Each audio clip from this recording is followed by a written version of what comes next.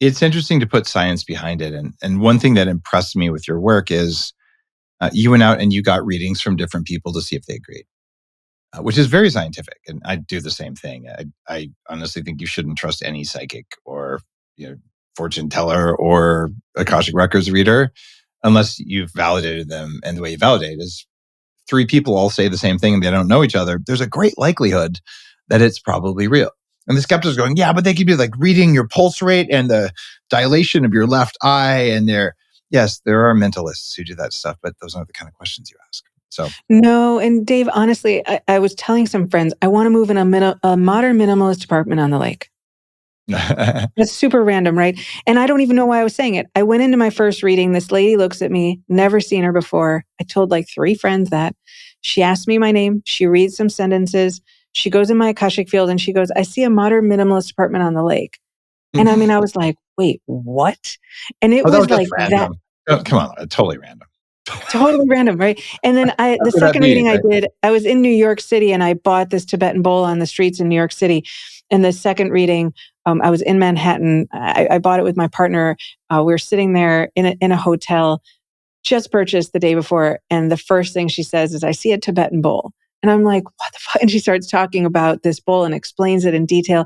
So it's like that all the time, all the time. There's just, I told this lady once in a reading, I was trying to compare her mind to a tape recorder. And I said, those tape recorders, the ones that you got in the basement, in a desk, in a corner where you pull it out and you push the button and the tape is like that old school tape and the reel is really worn down. I'm like, the story you're telling yourself is like that. It's a worn down. You got to just take that thing, put it back in the basement, put it in a desk. And she looks at me and says, you have no idea what you just said. And I'm like, I've never met her. And she said, yesterday, I found a tape recorder in a desk in the corner in the basement. I took it out. I showed my son that I had this old 8-track tapes thing. And then I put it back in the corner in the basement, in the cabinet. And I mean, I don't think there's a reading that happens where people aren't in this sort of shock and awe around it. And so it's definitely, listen, I have a lot of things to do with my life. I don't have an interest in Google searching people or looking for their eye twitches. I mean, that's a waste of my time too, right? Like I'm only doing this because it's really freaking cool and people are getting all this value and I got value. And not only did I go around the country and just call random people because I was such a pain in the ass, I would literally try it over and over and over. But then when I started training people, I used the same question on the first 200 people I trained. I'd ask the exact same question, random people, and I got the same, different metaphor, slightly different languaging, but the same answer would come through over and over because I was skeptical, right? Like my dad's a world famous physician.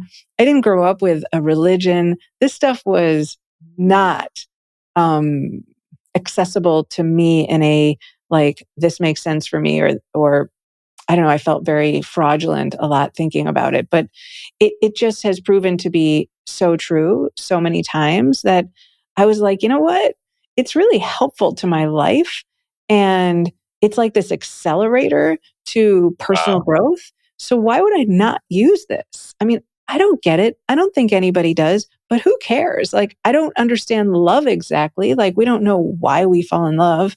It's a strange thing. I still think it's worth participating in. And art's sort of odd. Why do we care about it? But I love it. So it's worthy, right? I mean, not everything has to be perfectly logical to me all the time. So if it has value, right? And this does for me. You're listening to The Human Upgrade with Dave Asprey.